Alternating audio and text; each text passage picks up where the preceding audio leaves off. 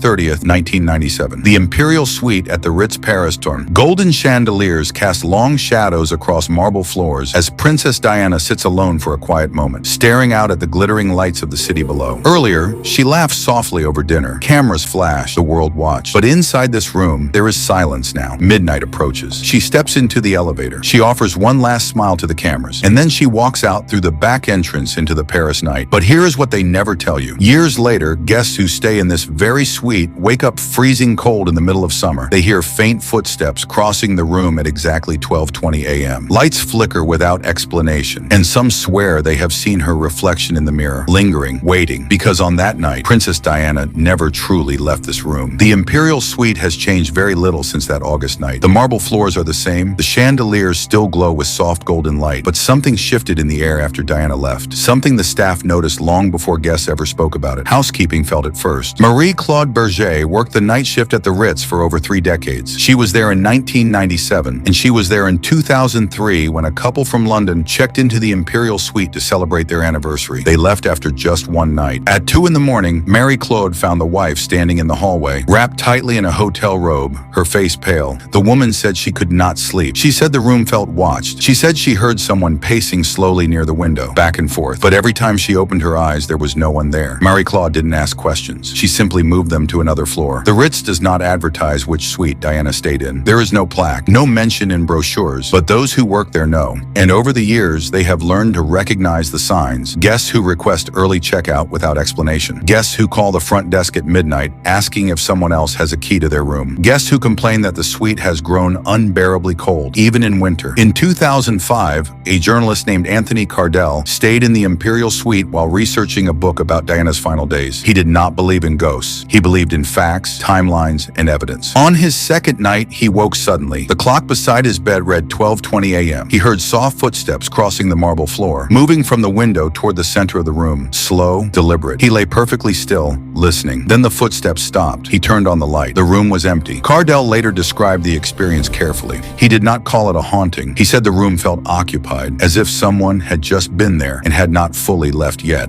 He checked out the next morning. There were others. A French film producer who heard a woman softly humming near the bathroom. A German couple who found the curtains drawn open every morning, though they closed them every night. A staff member who entered the suite one afternoon and saw a woman's reflection in the mirror, standing near the window in a dark dress. And when he turned, there was no one there. None of these stories made headlines. The Ritz never confirmed them. But among those who work in luxury hotels, there is an unspoken understanding. Some rooms carry history, some rooms carry weight, and this room carries both. What happened after Diana left the Ritz has been examined endlessly. The timeline, the tunnel, the photographs, the final moments. But what is rarely discussed is what lingered behind in the place she left last. In 2011, Dr. Helena Fournier, a psychologist who studied trauma and memory, visited the suite as part of her research. She spent hours there alone. Later, she wrote that the air felt heavy, as if sorrow had settled into the space itself. She did not claim anything supernatural, but she noted something strange. The area near the window, where Diana had stood, was noticeably colder than the rest of the room. No open windows, no drafts, no explanation. Furniture has been replaced, walls repainted, bedding changed countless times, but the cold remains, the footsteps remain, and so does the feeling that someone is still there. In 2014, a young woman named Clara Montand stayed in the suite with her fiancé. She knew the history but did not believe the stories. That changed at 12:20 a.m. The room turned icy. Her fiancé slept beside her. As she stood to check the thermostat, she saw a reflection in the window glass. A woman standing behind her, looking out over Paris. When Clara turned, the room was empty. She did not scream. She did not call the front desk. She simply stood there, heart racing until the cold slowly faded. Years later, she learned someone else had experienced the same thing, the same reflection, the same time. Some believe trauma leaves echoes, not ghosts, but moments replaying themselves. A sound, a temperature shift, a presence that does not fade. Diana's death was sudden and violent, witnessed by the world, but her final hours in this suite were quiet, private, human. Perhaps that is why this room will not let go. Staff do not call it haunted. They call it heavy. One housekeeper refuses to clean it alone at night, not because she has seen anything, but because she has felt something. A sadness so deep it fills the air. A former concierge remembers seeing Diana that night. She smiled at him. She looked tired but kind. When the news broke the next morning, he said the suite felt different, as if it was morning. The Imperial Suite still books regularly. The Ritz does not warn guests, but those who stay there often leave with questions. Why does the room grow cold at night? Why do lights flicker at 12:20 a.m.? Why does it feel like someone is standing near the window. Some call it coincidence, others imagination. But too many people, strangers across different years, describe the same experience. On August 30th, 1997, Princess Diana left the Imperial Suite and never returned. But for those who have stood in that room, who have felt the cold and heard the footsteps and seen the reflection that should not be there, it feels like she never truly left. To truly grasp why this particular room might hold such an unbreakable imprint, we must go back further into the life of the woman who spent her final peaceful hours there. Diana Frances Spencer was born on July 1st, 1961, at Park House on the Sandringham Estate, a stone's throw from the royal family's residence. From the beginning, her life was intertwined with royalty, yet marked by instability. Her parents' divorce when she was just 7 left deep scars. She often spoke of feeling lost, of craving the warmth and security that seemed always just out of reach. At 16, she met Prince Charles at a family gathering. He was 12 years older, already under pressure to find a suitable bride. Their courtship was brief, their engagement announced when Diana was only 19. The world saw a fairy tale. The wedding on July 29, 1981, drew 750 million viewers. Diana's dress, with its 25-foot train, became iconic, but behind the smiles, cracks were already forming. Diana later admitted she felt overwhelmed, isolated within the rigid protocols of the palace. The marriage produced 2 sons, William and Harry, whom Diana adored fiercely. She broke tradition by choosing their names herself, by being hands-on in their upbringing, by taking them to theme parks and homeless shelters. She wanted them to understand the real world, not just the gilded one of royalty. Yet her own world darkened. Bulimia ravaged her body as she struggled with the relentless media attention and the emotional distance in her marriage. The paparazzi became her constant shadow, turning every outing into a chase.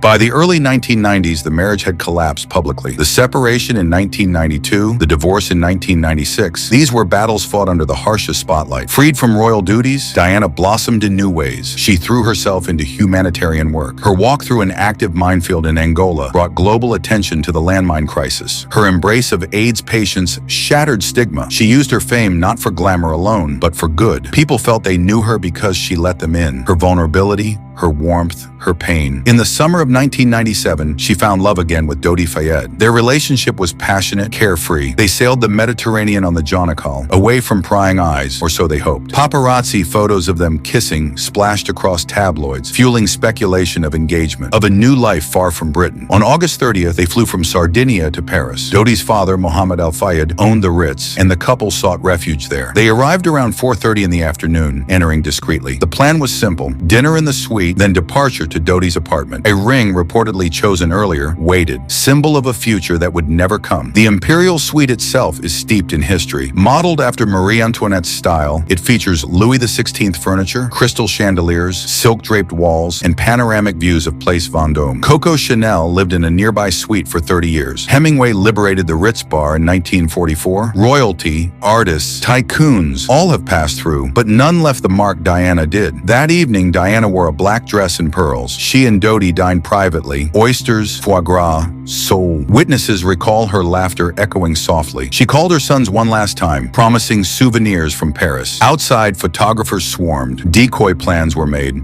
At 12:20 a.m. precisely, the couple, bodyguard Trevor Rees-Jones and driver Henry Paul, slipped out the rear. The rest is tragedy etched in history. The crash, the tunnel, the desperate attempts to save her. Her death at 4 a.m. on August 31st. The world stopped. Mourning poured out in oceans of flowers. Conspiracy theories flourished. Inquests followed. But the Imperial Suite remained, quiet witness to the prelude. In the immediate aftermath, staff entered cautiously. Fresh flowers wilted overnight. A faint scent of roses lingered, though none were present. One maid found the balcony door ajar, though locked the night before. These small anomalies were whispered about, then buried under grief. Years passed, guests came and went, but patterns emerged. Take the story of the American couple in 2008. They booked the suite for romance. On their first night, the wife woke to a woman's soft voice murmuring near the bed. Words indistinct, but the tone comforting, almost maternal. She woke her husband. Silence returned. The next morning, they found a single white feather on the pillow, unexplained, pristine. Or the Italian businessman in 2010. Reviewing emails late, he felt the room grow oppressively cold. His laptop screen flickered. Then a gentle knock from inside the wardrobe. He opened it, empty. He left before dawn, forfeiting the booking fee. A Spanish actress in 2013 reported dreaming vividly of a woman in elegant attire standing by the window, gazing sadly at the Eiffel Tower in the distance. Upon waking, the actress found her own reflection superimposed strangely in the glass, as if sharing the view. These accounts share threads threads: the precise time of 12:20, the sudden cold, the sense of watchful presence, the window as focal point. Diana spent much of her time there that night, looking out, perhaps contemplating the chaos below. Paranormal researchers have proposed theories: residual energy from intense emotion, stone tape theory, environments recording moments of high drama, or intelligent haunting, a spirit aware and interactive. Skeptics point to suggestion: knowing the history primes the mind for anomaly. Infrasound from traffic causes unease. Psychological projection in a high-stress space. Yet the consistency across unrelated guests, many unaware beforehand, challenges easy dismissal. Consider parallels in other historic sites: the Tower of London, where Anne Boleyn's presence is felt; the Myrtles Plantation in Louisiana, echoing centuries of sorrow; places where tragedy crystallizes, refusing to fade. The Ritz underwent major renovation from 2012 to 2016. Everything refreshed, yet reports continued post-reopening. A Japanese executive in 2017 felt invisible fingers brush his cheek as he slept. A Russian oligarch's wife in 2019 heard children's laughter, reminiscent of Diana playing with William and Harry in photos. Even staff evolve stories. A current doorman, speaking anonymously, says elevators sometimes stop at the suite's floor uncalled. Security cameras capture fleeting shadows in empty corridors leading there. In 2021, during quiet pandemic months, a maintenance worker alone in the suite heard pages turning. No books open. He fled,